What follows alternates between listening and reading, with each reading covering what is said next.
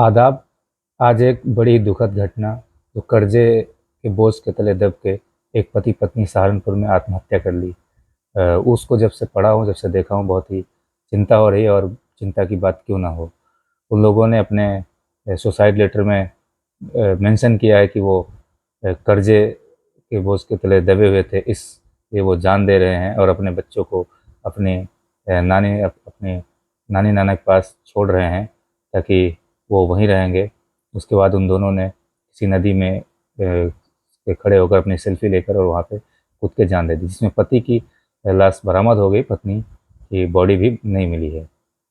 ऐसी सिचुएशन अगर किसी के ऊपर कर्जा है, हम करें बैंक का है या किसी सेठ का है, किसी धन्ना सेठ का है, तो इसका अगर आप नहीं अदा कर पा रहे हैं, आप कारोबार आपका गड़बड़ हो गया है, आप परेशान हैं, तो इसका सलूशन मौत नहीं है।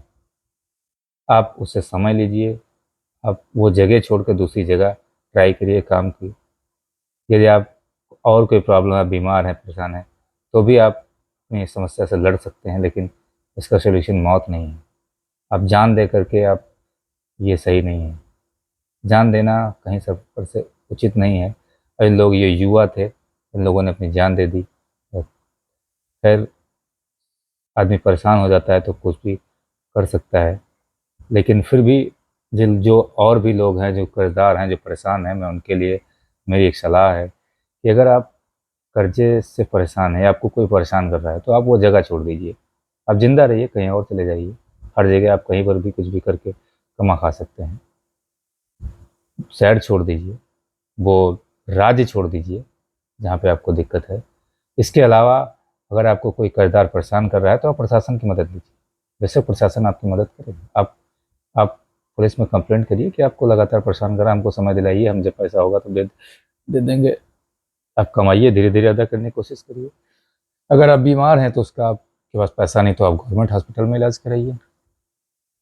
लेकिन किसी भी परेशानी, किसी भी समस्या का हल मौत नहीं है। ये मौत को तो बुज़दिल लोग अपनाते हैं, जो बुज़दिल होते हैं। लेकिन जो अ, चीज़ों से लड़ते हैं, परेशानियों से लड़-भिड़ के आगे बढ़ते हैं, वो ये ज़िंदगी जीते हैं। ज़िंदगी यही है। अगर ज़िंदगी में कर्ज़े होंगे, परेशानियाँ होंगी, बीमारी होंगी, एक परेशानी जाएगी, दूसरी आएगी, दूसरी जाएगी, तीसरी आएगी। एक हमारा इंसान जाएगा, एक आएगा, दूसरा जाएगा, 4 आएँगे, इस तरीके से यही ज़िंदगी है। लेकिन अगर आप इतने गमगीन होकर के छोटी-छोटी समस्याओं से अगर आप अ, मौत को बुलाएँगे, तो ये सही नहीं है। ये तो बुज़दिलों का काम है। बड़ी ही बड़े ही प्यारे चेहरे वो हैं थे जिन लोगों ने आत्महत्या की। क्या मजबूरी रही होगी उनकी, जो लोगों ने आत्महत्या की। अगर आप परेशान हैं, कुछ भी है, तो उसका मौत समाधान नहीं है। और उसका हल ढूँढिए, उससे लड़िए। ज़िंदगी में आप जितनी भी आप ज़िंदगी जिएँगे, हर मोड़ पे एक नई परेशानी आएगी, लेकिन उसका आप सामना करेंगे, तभी आप जीत पाएँगे।